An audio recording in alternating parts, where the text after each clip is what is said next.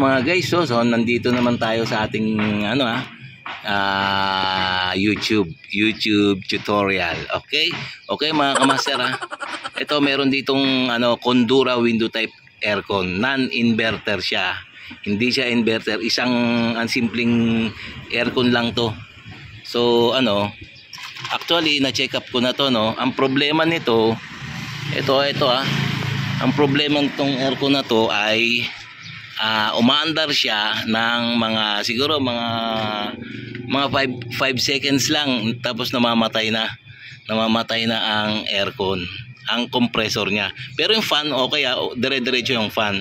So ang ginawa natin, nag-check up tayo ng capacitor, tsaka compressor, tsaka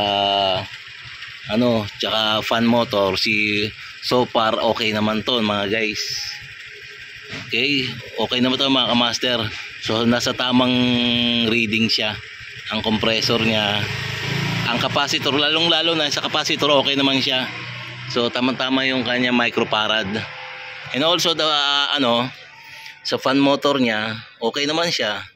So maganda yung windings niya. So okay na okay siya. So ang problema ay ito. Namamatay siya bago siya mamatay, tumataas ang amperahe niya. Nasa 3, maabot ng 5 ampere. Actually ang niya, rated ampere niya lang ay 2.90 lang, 2.90.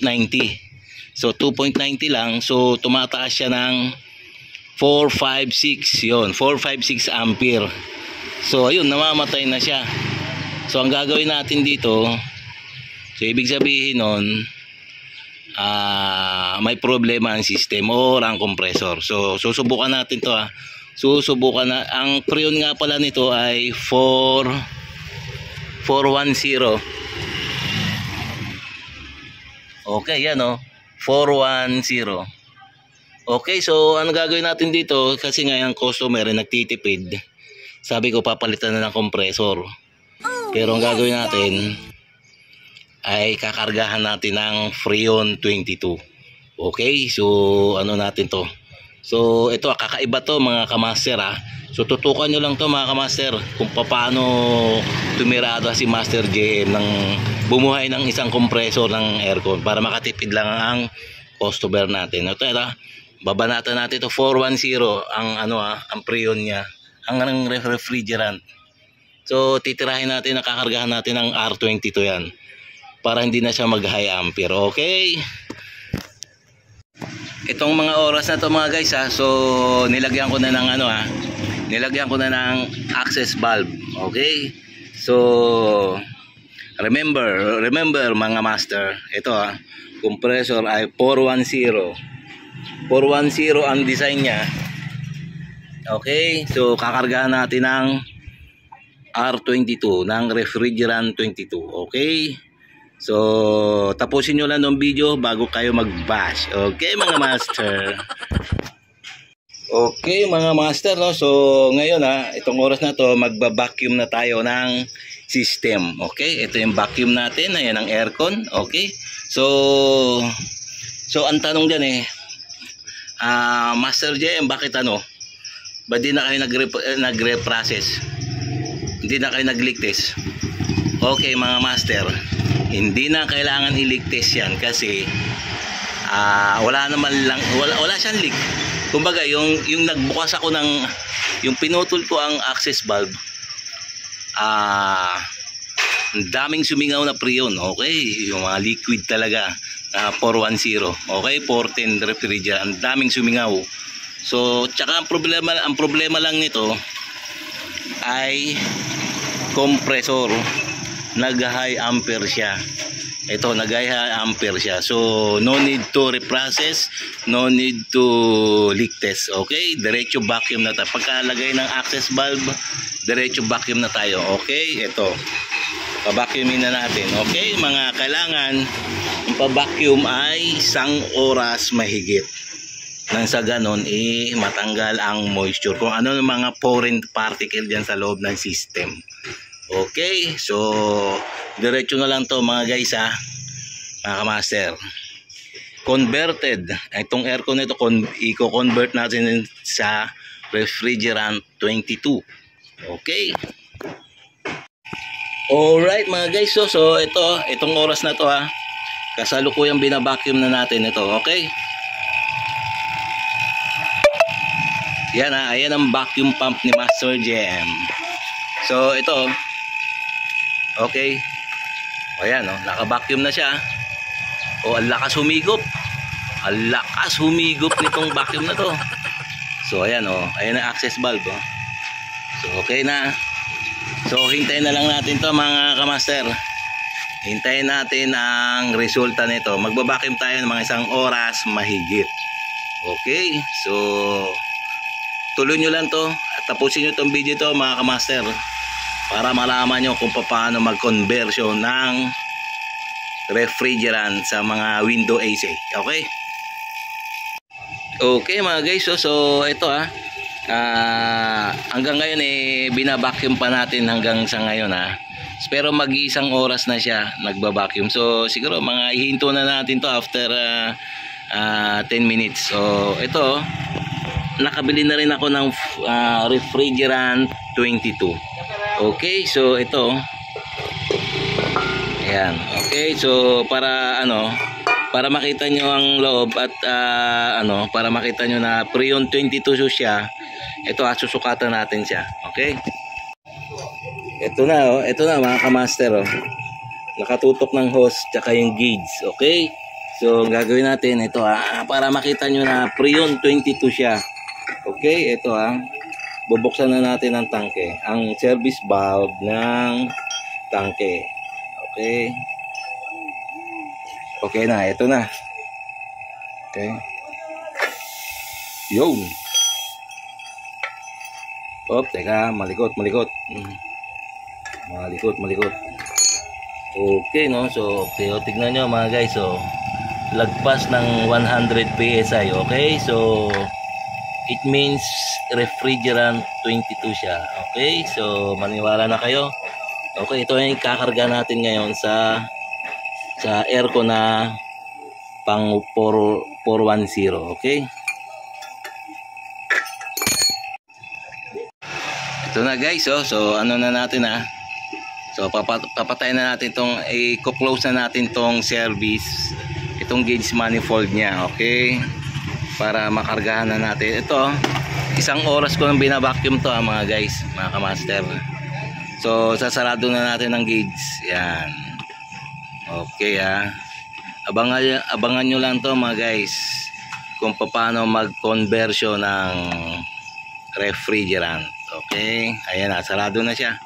So syempre sunod na na steps. Sunod ang steps. Pares lang siguro yon. Ito, papatay na natin ang vacuum syempre. Toink. Okay, so patay na siya. So ito na guys. So kakargahan na natin ng refrigerant 22. Okay, ito na guys. So ito na yung Freon 22. Refrigerant pala. Okay, ito ayan nakakabit na. So okay, so etong tangke na to naka-open na rin ang service valve niya. Okay, binuksan ko kanina. Mahirap kasi mag-isa. Nagka-camera, gumagawa at nagto-troubleshooting pa. Mahirap talaga ang gawain ng ni Master JM para lang maibahagi ko sa inyo ang mga matitinik na mga veterans move ni Master JM. Okay, ito na, open na natin papapasukin na natin ng refrigerant sa loob ng system. Yun. Yan, pumasok na mga master.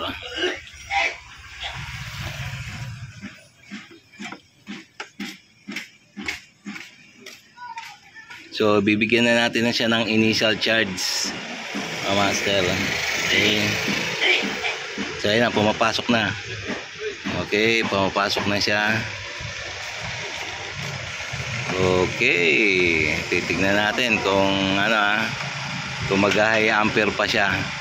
So ang dati ay ang original na refrigerant niya ay 410.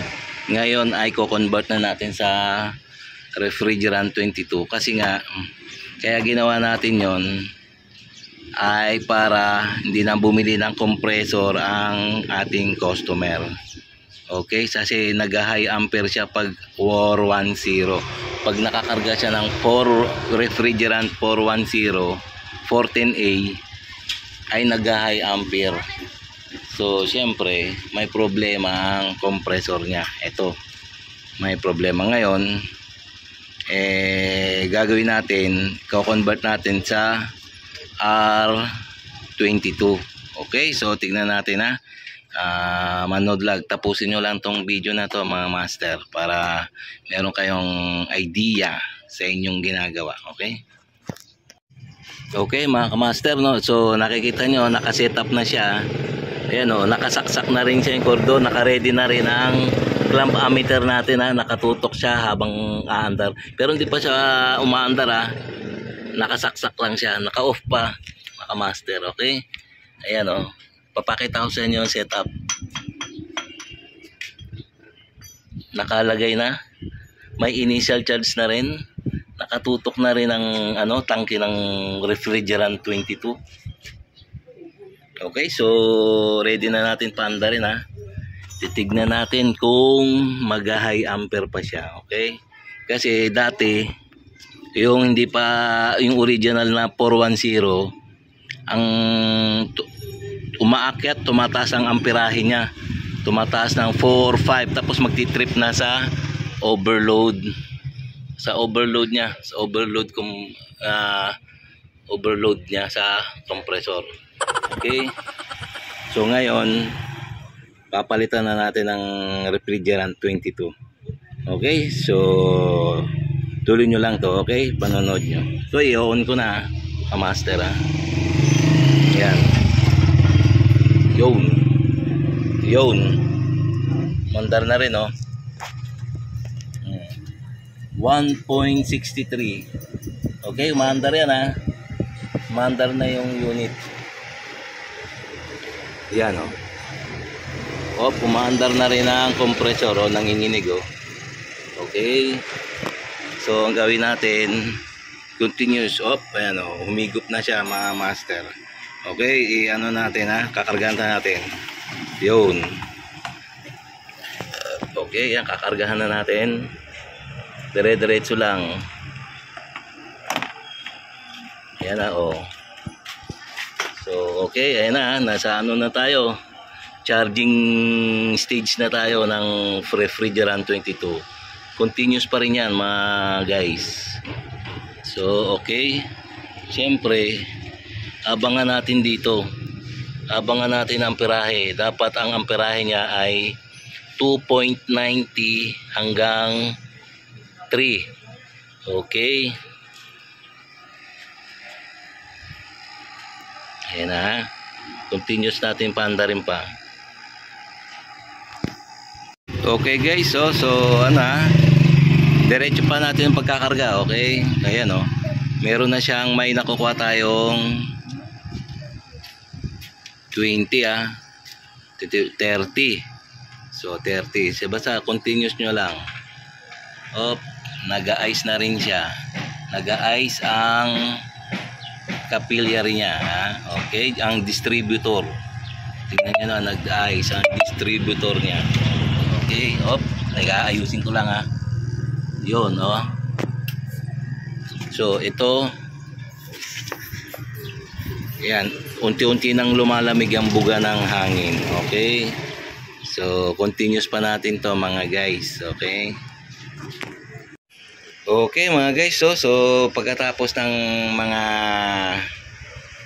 matagal-tagal na oras na obserbahan, pagkarga, okay, ito na ang ating final touch o final parameter. Okay, ito yung converted na from refrigerant 14A to refrigerant R22. Okay, ito, so kukunin natin ang parameter reading ha. Okay, may nakukuha tayong 110 PSI. Okay, which is, ayan ang tama. Kailangan susundin pa rin natin ang design pressure ng ng refrigerant 410 para lumamig siya ng singlamig ng 410 rin. Tandaan nyo, R22 refrigerant 22 na to, okay? So ayan, ang sakso niya 110 PSI. Okay mga guys, mga kamaster, may natutunan naman kayo kay Master JM. Okay, ito ang amperahe niya naman ay ito.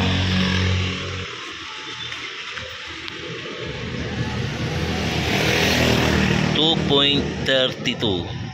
Okay, so dapat ang pag 410 ang karga niyang refrigerant ay 2.90. Ngayon ay naging 2.33 na lang.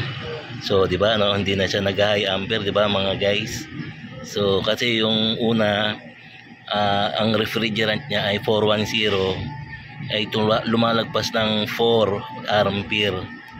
Ngayon wala na. So napalitan na natin ng refrigerant 22. Okay na siya. Okay. Then ito mga guys, kung nakikita nyo, para makita nyo malamig talaga, nagpapawis na siya, nagsisweating na.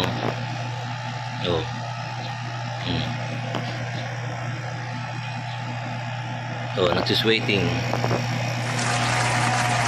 Diba guys? Okay na. So okay na to. Malamig na rin siya. Malamig na rin ang buga ng ng aircon niya. Itong niya, diffuser. Malamig na siya. Tingnan nyo, mga nagpapawis na.